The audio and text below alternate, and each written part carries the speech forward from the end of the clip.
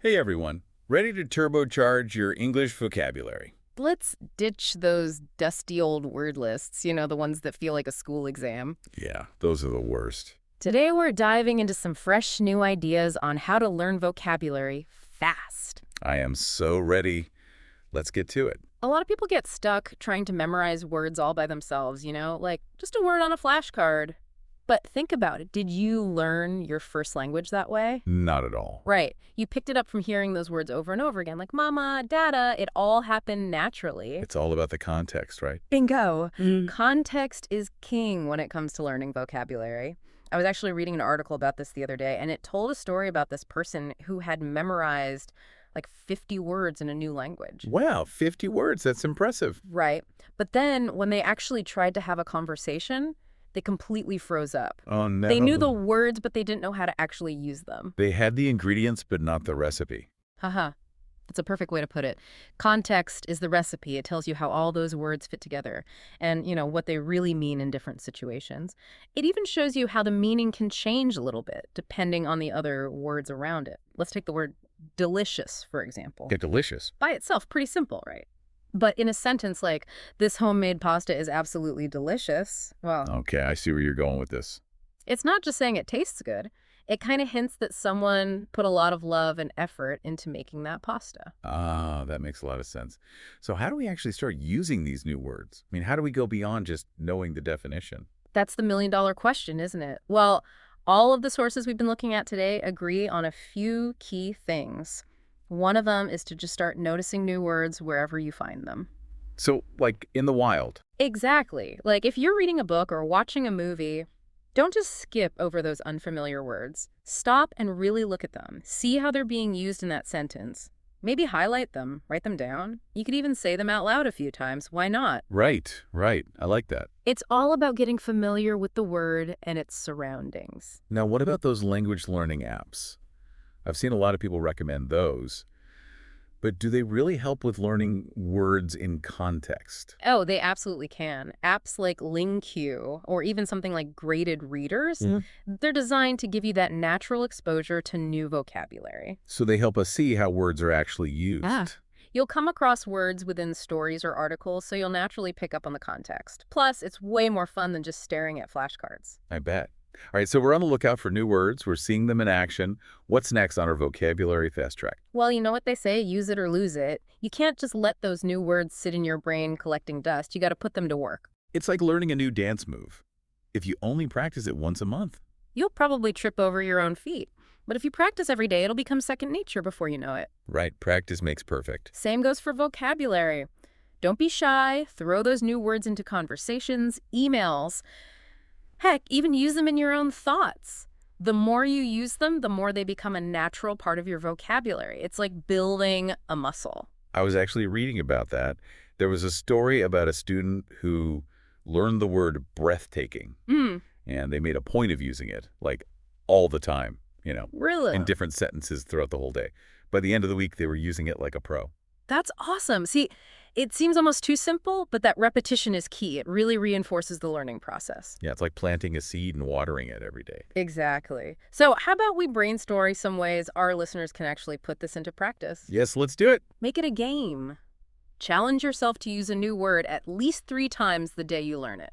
I like that. You could even try explaining a new word to someone else without looking up the definition. Oh, that's a good one. It forces you to really think about how to get that meaning across, which is super helpful. Absolutely.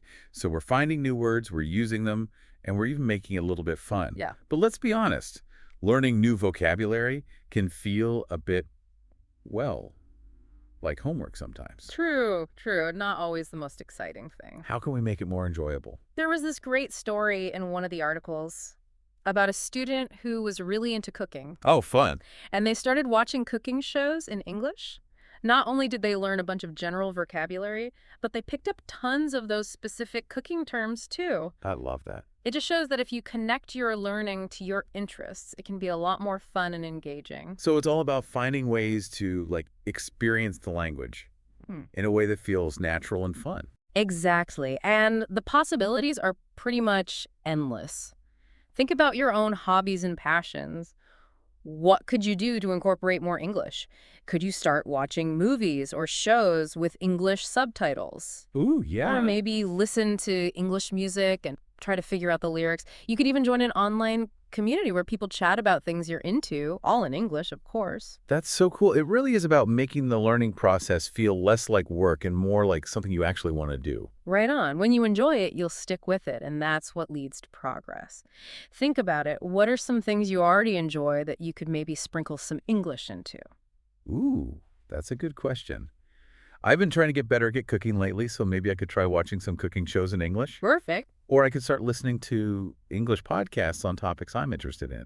It's amazing how many options there are when you start thinking outside the box. You got it. So we've talked about context, using new words right away and having fun with it.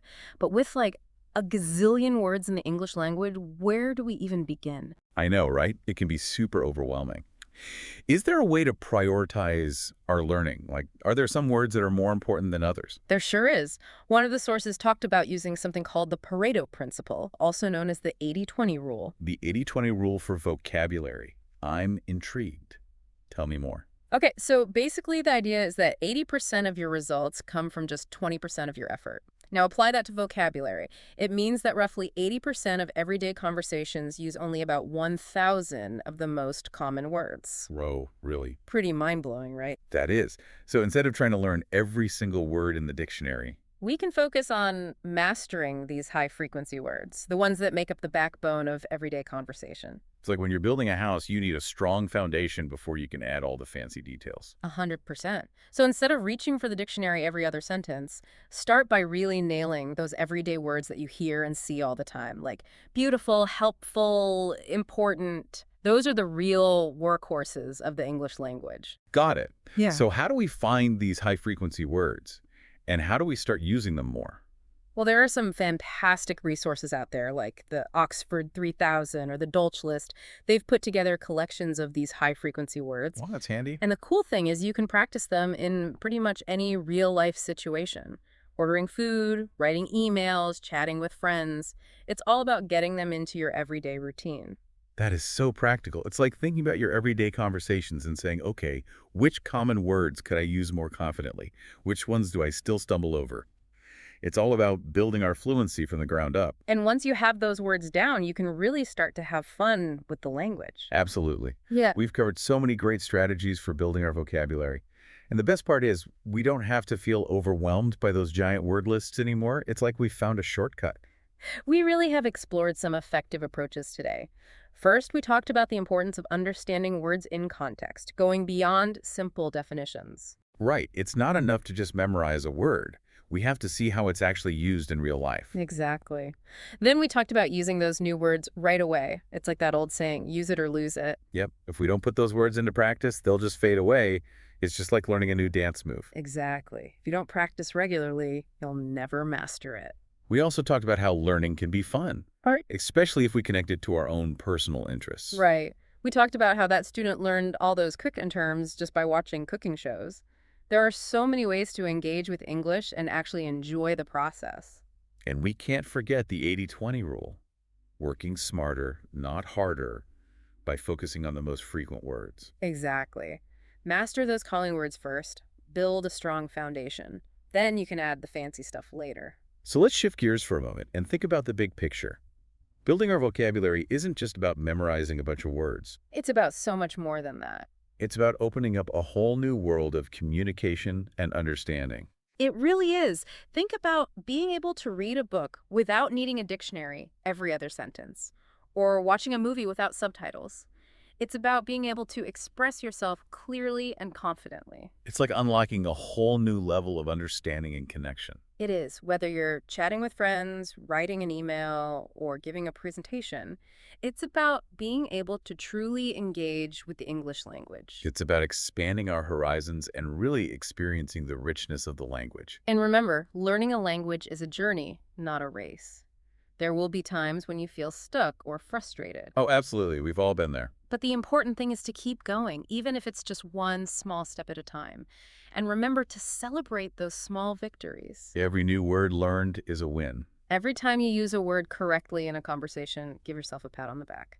So as we wrap up our deep dive, I want to challenge our listeners to think about what we've talked about today. Yes. What strategies resonated with you? What one action can you take today to start putting these ideas into practice?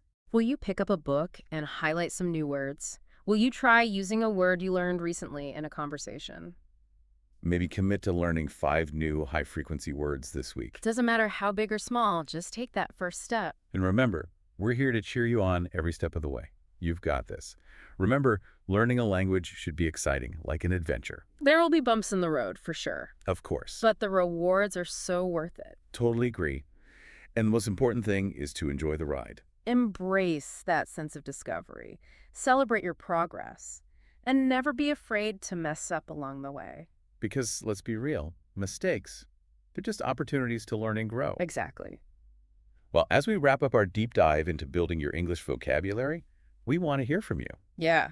What are your favorite ways to make vocabulary learning fun? Like, what really works for you? Share your tips and tricks in the comments below. We love hearing from our awesome community of language learners. Thanks for joining us on this deep dive. And until next time, happy learning, everyone.